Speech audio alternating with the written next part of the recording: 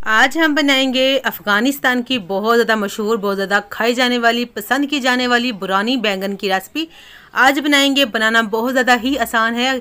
अगर आपके सामने ये बुरानी बैंगन पड़े हों एक तरफ और दूसरी तरफ चिकन कढ़ाई हो, तो आप चिकन कढ़ाई को छोड़कर इसको खाना पसंद करेंगे। इतनी मज़ेदार सी बनती है। ये इतनी ख़ास डिश है कि आप इसको दावत में भी बना सकते हैं। अगर किसी को भी बैंगन की रेसिपी अच्छी नहीं लगती, तो अगर आप इस तरह बना के कर खिलाएंगे तो वो को जो है बड़े शौक से खाएंगे। अस्सलाम वालेकुम, मैं हूँ ज़ारा।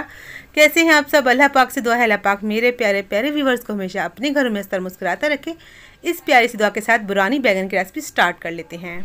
तो सबसे पहले यहाँ पर एक मीडियम साइज़ का हमें चाहिए प्याज को मैंने पहले छील लिया है, उसके बाद अच्छे से इसको धोकर खुश्क कर लिया है।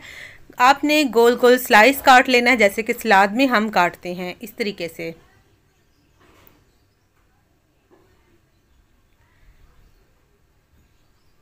तो प्याज को जो है आप हाथ से भी इस तरह काट सकते हैं, जैसे आपको इजी लगे।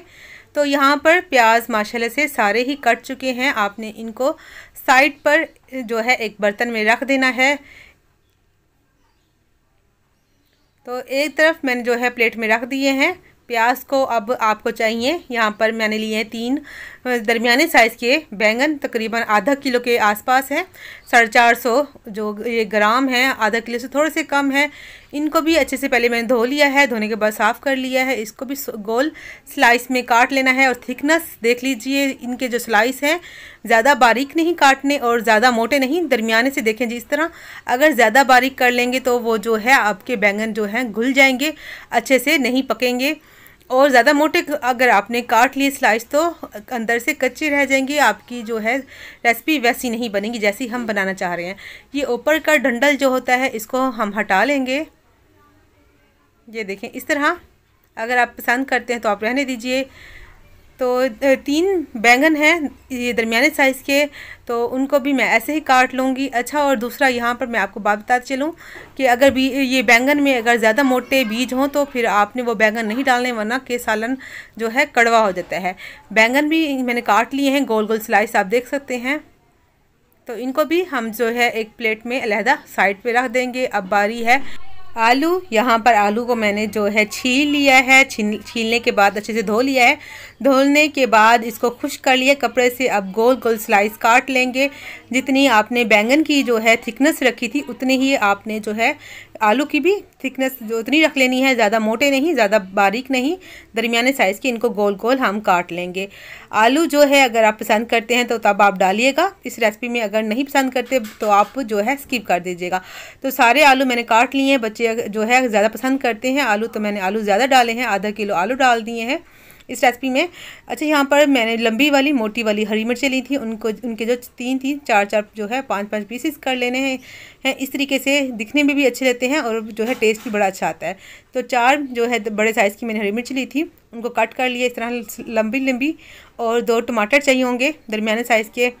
तो चलिए इसे पका लेते हैं। यहाँ पर 1 कप जो है मैंने कुकिंग ऑयल कढ़ाई में डाल दिया, गर्म हो चुका है। तो फ्लेम जो है पहले मैंने मीडियम की थी, अब मैंने जो है थोड़ी सी कम कर दी है, लो से थोड़ी सी ज़्यादा ही है। तो थोड़े थोड़े आपने जो है बैंगन डालकर इनको फ्राई कर लेना है। तो जितने आपकी कढ़ाई में आए आपने देख लेना है, उस हिसाब से आपने इनको जो है गोल्डन होने तक फ्राई कर लेना है, ज़्यादा क्रिस्पी नहीं करना। और देखें जी, एक तरफ से जो है अच्छे से फ्राई हो चुके हैं, दूसरी तरफ से हल्के से वाइट से हैं। बस एक तरफ से मैंने अच्छा सा कलर दिया, दूसरी तरफ से लाइट सा गोल्डन सा कलर दिया। आप देख लीजिए, ज़्यादा फ्राई नहीं करना और कच्चे भी नहीं रखना। तो हल्का सा जैसे सुनहरा कलर आपको दिखे तो आपने जो है इसको मीडियम सी फ्लेम पर इनको फ्राई करके निकाल लेना है।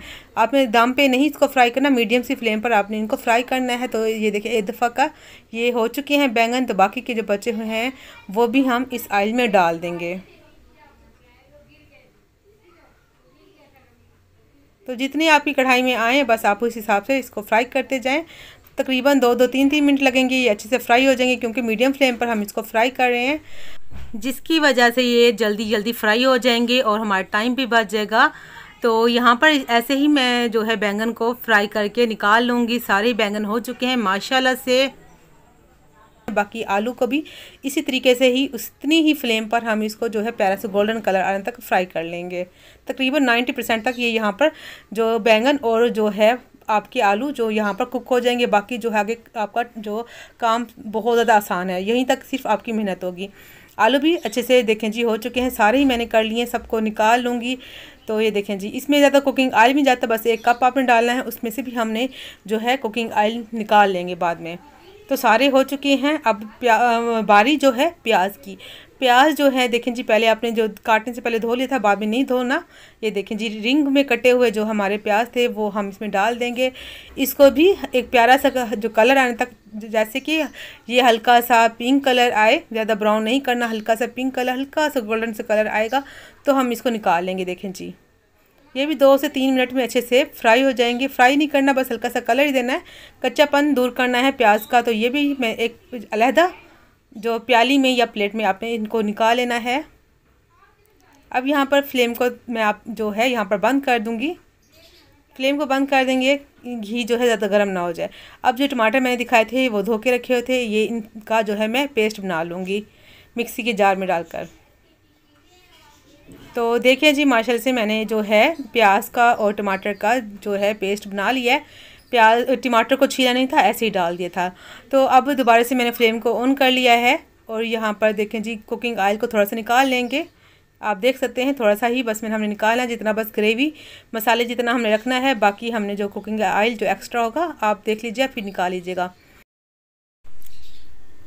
अब यहाँ पर लहसुन और अदरक का जो पेस्ट है, तकरीबन 4 से 5 कलियाँ लहसुन की थी, आधा इंच का टुकड़ा जो है अदरक का था, वो मैंने जो है पीस के उसका पेस्ट बना लिया, वो भी इसमें ऐड कर देंगे। फ्लेम थोड़ी सी बढ़ा लेंगे।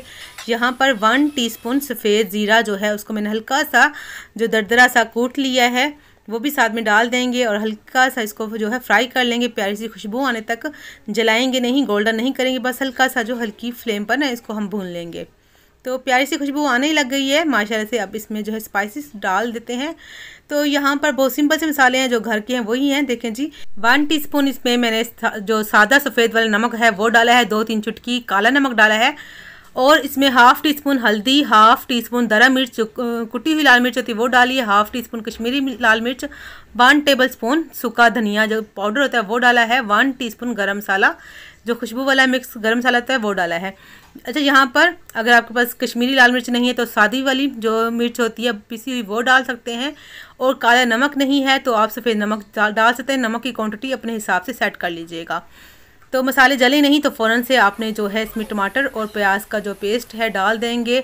अब हम इसको जो है पकाएंगे, इसके ऊपर लीड लगाकर इसका जो मसालों का कच्चापन ख़त्म हो जाए, प्याज और टमाटर जो अच्छे से पक जाएं, तो इनको हम 2 से 3 मिनट ढक कर पकाएंगे। उसके बाद दिखाती हूँ। तो 2 से 3 मिनट हो चुके हैं लो फ्लेम पर। देखें जी, इसका मसाला जो है माशाल्लाह से भुन चुका है, घी अलहदा हो चुका है, मसाले अच्छे से भुन चुके हैं, कच्चापन ख़त्म हो चुका है। तो चलिए अब सबसे पहले इसमें हम डाल लेते हैं आलू जिनको फ्राई करके रखा था। हल्का सा मिक्स करेंगे ताकि सारा मसाला जो है आलू पे लग जाए। पहले आपने बैंगन नहीं डालने, सबसे पहले आपने आलू ही डालकर अच्छे से मिक्स कर लेना। तो अच्छे से मिक्स हो चुके हैं, अब बारी है बैंगन की। तो उनको हम हाथ से जो है उठा कर इस तरह सेट करते जाएंगे और साइड से जो नीचे से मसाला उठाकर इनके ऊपर डालकर ऐसे हमने लगा लेना है। तो यहाँ पर मैं बैंगन की जब तक कि इसकी लेयर लगाती हूँ, आप सबसे रिक्वेस्ट है जो न्यू आए हैं मेरे चैनल पर पहली बार तो प्लीज़ चैनल को सब्सक्राइब कर दीजिए। बेल आइकन का जो बटन होता है उसे प्रेस करना आप भूल जाते हैं, उसे भी प्रेस कर दीजिएगा ताकि आपको मेरी वीडियो सबसे पहले मिलती रहे। लाइक करना भी भूल जाते हैं, लाइक का बटन भी आपने प्रेस कर देना है और प्यारा सा कमेंट करना है आपको बुरानी की रेसिपी कैसी लगी।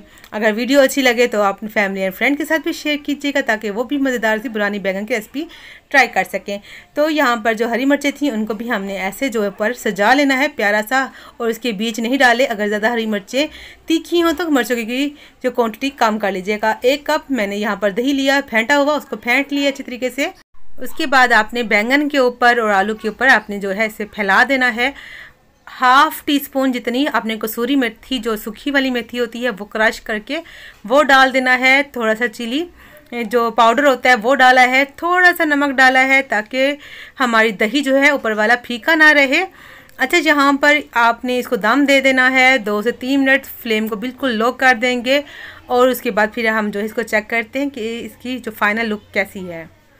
तो माशाल्लाह से 2 से 3 मिनट हो चुके हैं। लिड को मैंने हटा लिया है। आप चाहें तो इसको मिक्स ना करें, मगर मैं इसको मिक्स करके जो है इसको हम खाएंगे। अगर आप इसको ऐसे ही सर्व करना चाहें तो कर सकते हैं। थोड़ा सा मिक्स कर लेते हैं ताकि जो दही हर तरफ ही जो है कोट हो जाए सब्ज़ी के ऊपर। बड़ी ही मज़ेदार सी हमारी बुरानी बैंगन की रेसिपी तैयार हो चुकी है। इंशाल्लाह आपको पसंद आएगी। फ्लेम को यहाँ पर ऑफ कर देंगे। तो माशाल्लाह से मज़ेदार सी अफ़गानी बुरानी की रेसिपी जो है बन चुकी है। बहुत बहुत बहुत मज़े की बनी थी। यकीन माने आप बिना डरे इस रेसिपी को ट्राई कर सकते हैं। बहुत ज़्यादा ही आला किस्म की ये बनती है बुरानी।